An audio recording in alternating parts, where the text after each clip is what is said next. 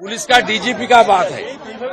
2-3 दिन रेकी करके fully pre plan murder, police ने इन्वेस्टिगेशन चालू किया। स्टेट का सीनियर पुलिस ऑफिसर है। हम लोग बहुत पेनफुल हार्ट में ये जो मर्मांतिक हादसा हुआ, इसका निंदा करने का कोई भाषा हम लोग के पास नहीं है।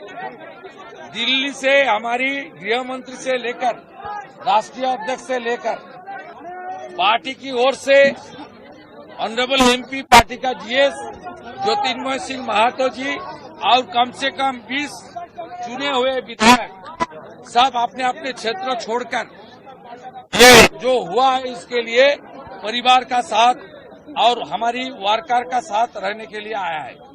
हम लोग इंतजार करेगा। पुलिस ने कुछ ना कुछ क्लू उनको मिला है, पुलिस ही कार्रवाई करेगा। डीजीपी देख रहा है।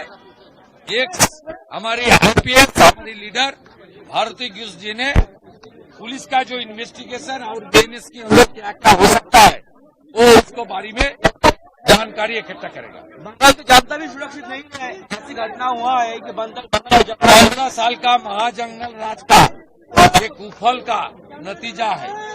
बीजेपी सरकार जब टेकअप कर लेगा एडमिनिस्ट्रेशन, तब धीरे धीरे